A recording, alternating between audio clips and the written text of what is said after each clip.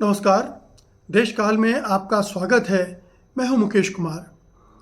दोस्तों, प्रधानमंत्री नरेंद्र मोदी अमेरिका की यात्रा से वापस लौट आए हैं और उनकी यात्रा को लेकर उनके समर्थकों, उनके भक्तों और मीडिया में इस तरह से उत्साह फैला हुआ है मानो वो विश्व विजय करके लौट रहे हों, मानो अमेरिका के साथ संबंध सामान्य हो गए हों, मानो डोनाल्ड ट्रंप के साथ उनकी यारी पहले जैसी बहाल हो गई हो, मानो ट्रंप को भारत से जो शिकवे शिकायतें हैं वो पूरी तरह से ख़त्म हो गए हों, मानो नरेंद्र मोदी ने डोनाल्ड ट्रंप को मना लिया हो कि वो भारत के विरुद्ध ऐसा कोई कदम न उठाएं जिससे भारतीय अर्थव्यवस्था को या उसके हितों को किसी तरह का नुकसान होने जा रहा है। इस तरह से इस यात्रा को महिमा मंडित किया जा रहा है, इस तरह से बढ़ा चढ़ाकर बताया जा रहा है मानो अब अमेरिका के साथ संबंध हमारे बहुत ही प्रगाढ़ हो गए हैं, सारी जो बाधाएं हैं वो दूर कर ली गई हैं और अब ये सुपर हाईवे पर सरपट दौड़ेंगे और मोदी और ट्रंप की दोस्ती दोनों देशों को एक नए धरातल पर ले जाएगी, दोनों देशों के संबंधों को एक नई ऊंचाई पर ले जाएगी। लेकिन क्या ऐसा है? जो दिखाया जा रहा है उसमें कितनी सच्चाई है? सच क्या है और ये जो फसाना आपको दिखाया जा रहा है वो क्या है? फसाने और सच के बीच में कितना फासला है? तो एक तो यहीं से शुरू कर सकते हैं। जो भी हमने टेलीविज़न के सेट्स पर देखा है, प्रधानमंत्री नरेंद्र मोदी की जो मुलाकात हुई है डोनाल्ड ट्रंप के साथ, वो जो भारतीय प्रेस से मुखातिब हुए हैं, अंतर्राष्ट्रीय प्रेस से मुखातिब हुए हैं, उनमें जिस तरह की भाव भंगिमाएँ रही हैं, जिस तरह के सवाल जवाब हुए हैं, उनसे क्या ध्वनि निकलती है? क्या उनसे लगता है कि ये संबंध सहज हो गए हैं? हम इस पे बाद में आएंगे। लेकिन सबसे बड़ी बात इस यात्रा के ज़रिए निकलकर जो सामने आ रही है वो ये है कि प्रधानमंत्री नरेंद्र मोदी ने बहुत बुरी तरह से निराश किया है। न केवल निराश किया है बल्कि अंतर्राष्ट्रीय मंच पर भारत की भद्द भी पिटवा दी है। उन्होंने जिस तरह से ट्रंप के सामने मौन धारण कर रखा था, मूक बने हुए थे, मानो उनके पास बोलने को कुछ हो ही ना, या उन मुद्दों को जिनको डोनाल्ड ट्रंप बार बार उठा रहे हैं, उनके सामने उठा रहे हैं, उनको लेकर उन्हें कोई दिक्कत ना हो, सब पे सहमत हों, सब पर राज़ी हों, इस तरह के मैसेज दे रहे थे। वो इस तरह का संदेश दे रहे थे जो कि भारत के एक तरह से समर्पण का संदेश था कि भारत तनकर नहीं खड़ा है, अमेरिकी दबाव के सामने नहीं झुकेगा। ऐसा संदेश प्रधानमंत्री की उपस्थिति, उनकी भाव भंगिमाएँ, उनकी बॉडी लैंग्वेज से बिल्कुल भी नहीं निकल रहा था। और जो कुछ उन्होंने बोला उससे तो और भी ऐसा लग रहा था कि प्रधानमंत्री ने हथियार डाल दिए हैं डोनाल्ड ट्रंप के सामने। और डोनाल्ड ट्रंप पूरी तरह से आक्रामक थे। भले ही उन्होंने प्रधानमंत्री मोदी से हाथ मिलाया, उनसे गले मिले, जब वो वाइट हाउस में विजिटर्स बुक में सिग्नेचर कर रहे थे तो वो खड़े रहे उनके पीछे और उनको निकलने की मदद देने के लिए कुर्सी को उन्होंने खुद पीछे खींचा। एक ये सामान्य शिष्टाचार का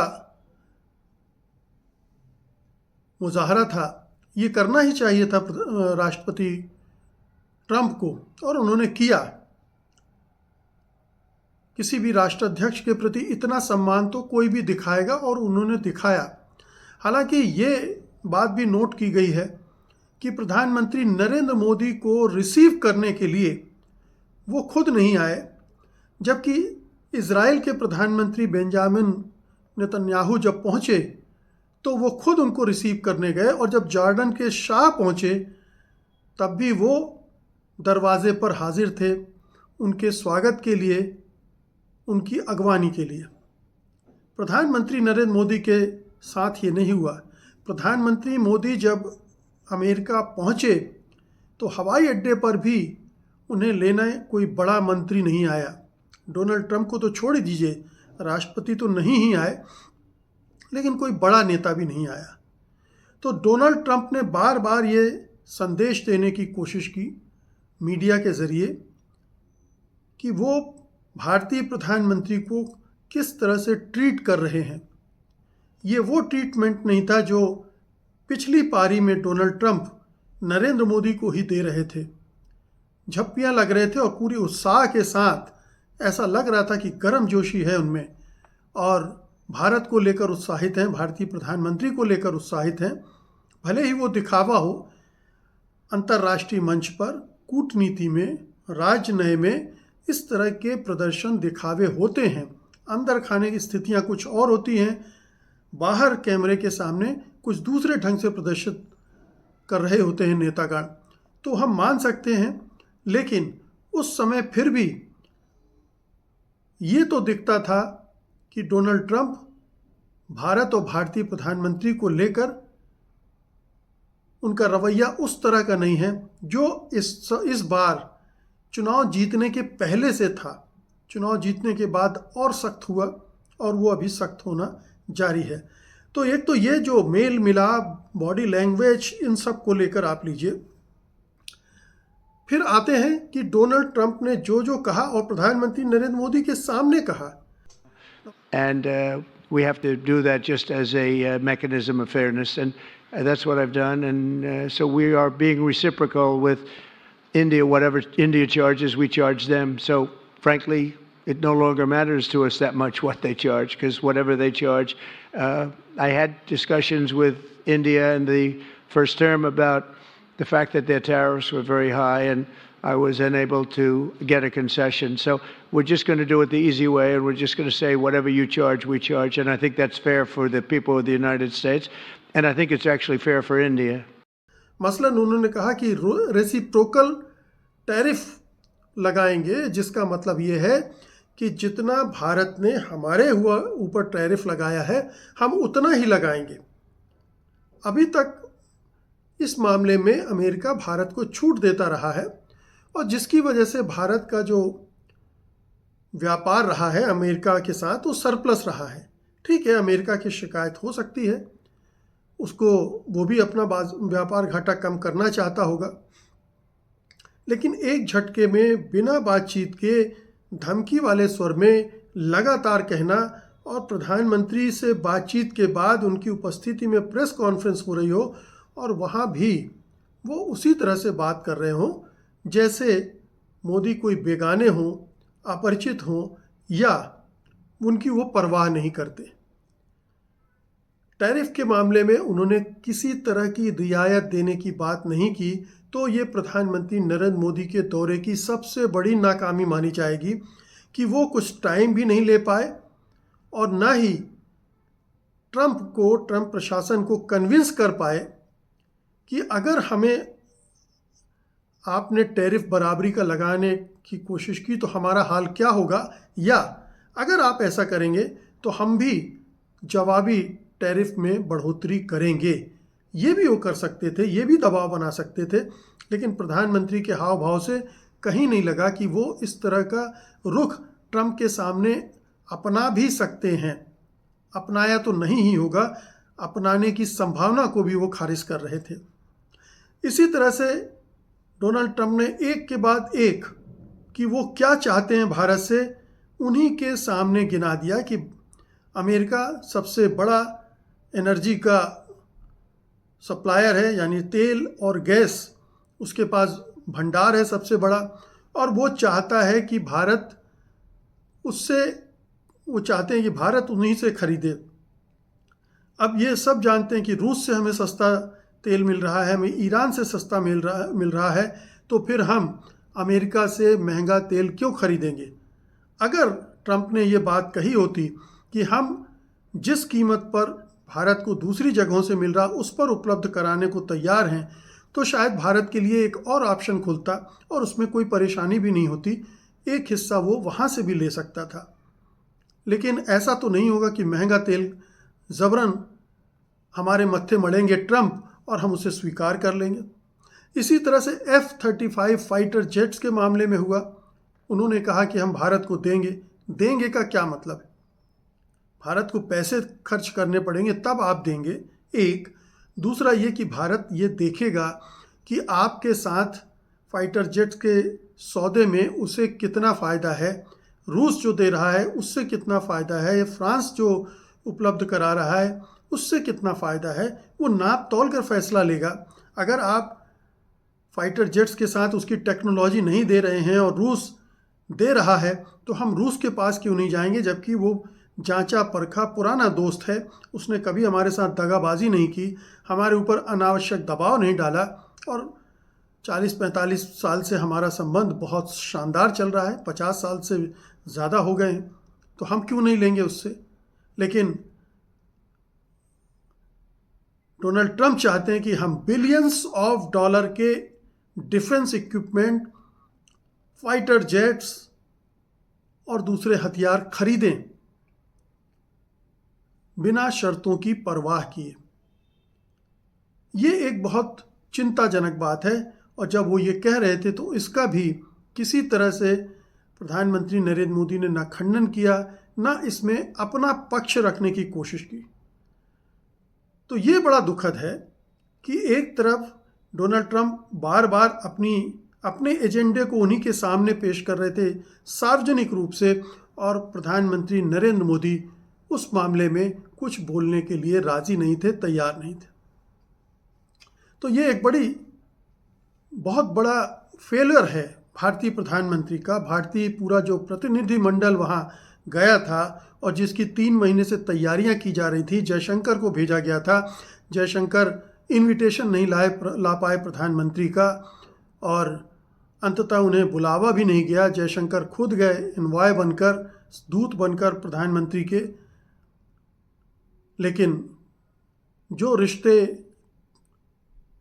खट्टे पड़ चुके थे उनमें मिठास की झलक इस बार भी नहीं दिखाई दी, भले ही हमारा गोदी मीडिया उसके नए नए अर्थ निकालकर ये बताने की कोशिश करें कि सब चंगा सी, ऐसा है नहीं। इसके अलावा आप देखिए कि प्रधानमंत्री नरेंद्र मोदी का प्रदर्शन मीडिया के सामने कितना खराब रहा, कितना निराशाजनक रहा और भारत की छवि को गिराने वाला रहा, क्योंकि उन प्रश्नों का उत्तर उन्हें देना चाहिए था, सलीके से देना चाहिए था, वो उन्होंने नहीं दिया। I ask whether you discussed at all today the case of Gautam Adani, who's one of the wealthiest men in Asia and perceived as an ally of Prime Minister Modi. Prime Minister Modi, have you asked the President to take action on that case? Thank you.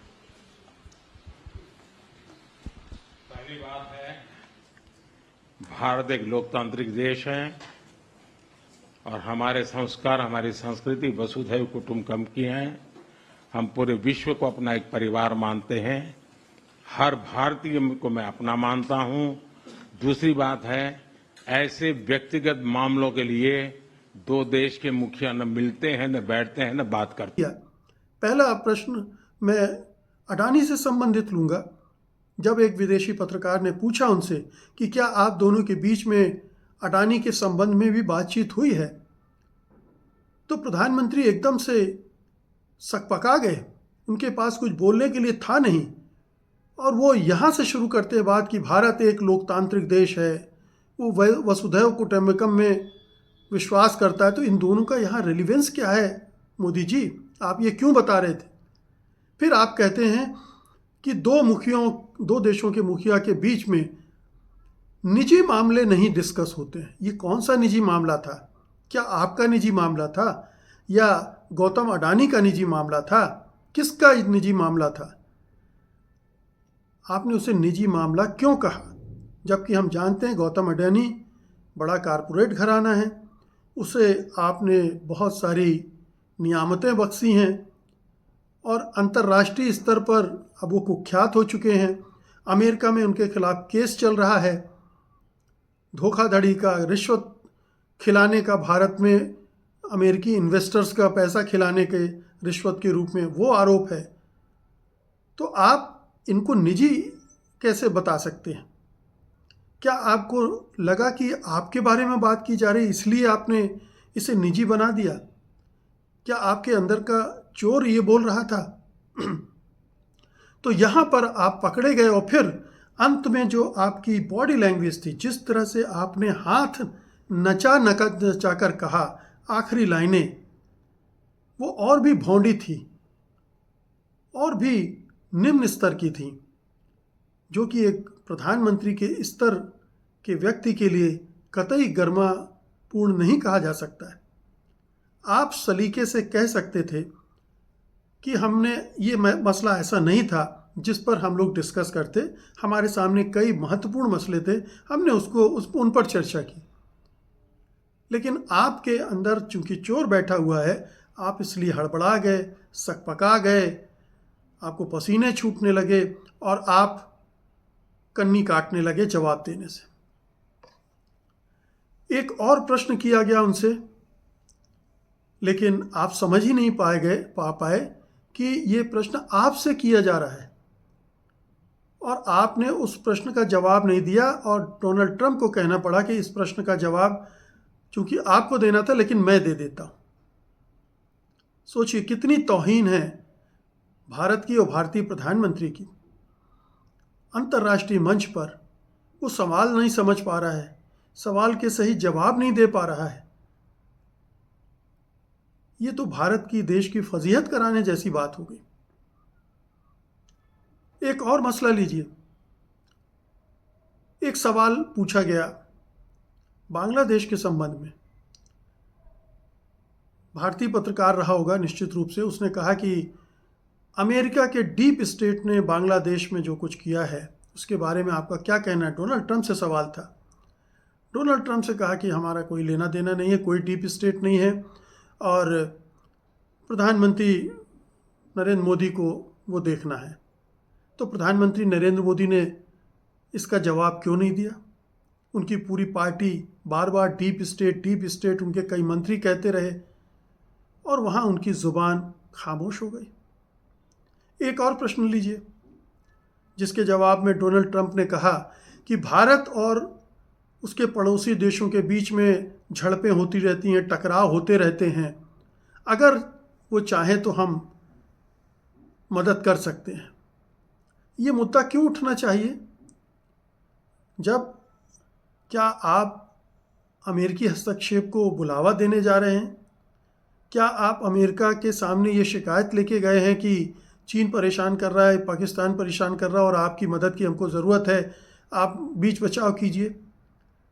दो पक्षीय संबंधों में इस तरह की भूमिका क्या आप चीन की देख रहे हैं या डोनाल्ड ट्रंप की देख रहे हैं? नहीं देख रहे हैं तो आपको रोकना था और कहना था ये हमारा अपना मामला है, दो तरफा मामला है और हमें किसी तीसरे देश की मध्यस्थता या सहयोग की अभी ज़रूरत नहीं है।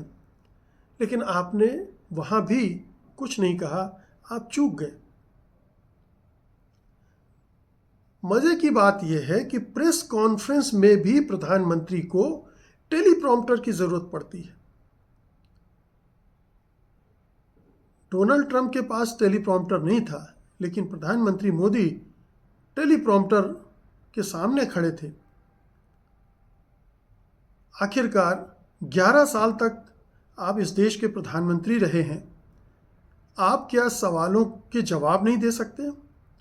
कोई बात नहीं, अगर आपको अंग्रेज़ी समझ में नहीं आती, अंग्रेजी नहीं आती, कोई बात नहीं, ये दोभाषीय होते हैं जो आपको एक्सप्लेन कर सकते हैं, आप उनसे समझ कर जवाब दे सकते हैं। दुनिया के बहुत बड़े बड़े नेता ये करते हैं, शी जिनपिंग करते हैं, व्लादिमीर पुतिन करते हैं, जर्मनी फ्रांस के नेता हमेशा अपने मातृभाषाओं में बोलते हैं, जवाब देते हैं।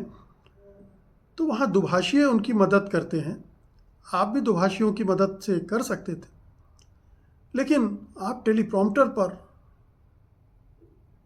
पत्रकारों के सवालों के जवाब दें, ये कितनी बड़ी कमज़ोरी है हमारे प्रधानमंत्री की। उनकी अज्ञानता कह लें, उनकी अनुभवहीनता कह लें, क्या कहा जाए। शायद ये इसी का नतीजा है कि वो 11 साल से देश में कोई प्रेस कॉन्फ्रेंस उन्होंने नहीं की है। अगर की होती, कर रहे होते रेगुलरली, तो उनको इसका अभ्यास हो जाता और वो फिर अंतर्राष्ट्रीय स्तर पर भी ऐसे मौक़ों पर मीडिया को हैंडल कर पाते। लेकिन वो तो भागते हैं, मजबूरी हो जाती है। जब वो बाहर जाते हैं तो उन्हें मीडिया के जवाब तो देने पड़ते हैं। जब ज्वाइंट प्रेस कॉन्फ्रेंस होगी तो आपको उस देश के नेतृत्व के साथ खड़े होना पड़ेगा और वहीं आप फंस जाते हैं। लेकिन आपके पास लगातार परिधान बदलने के लिए समय है। आपने कितने परिधान बदले हैं इसकी डिटेल आपको मिल सकते हैं। एक दिन में 5-5, 6 बार आप कपड़े बदल रहे हैं। ऐसा लगता है जैसे आप वहाँ फैशन शो में हिस्सा लेने गए हैं, ना कि भारतीय हितों की रक्षा के लिए। तो ये बहुत दुखद यात्रा थी, बहुत निराशाजनक यात्रा थी।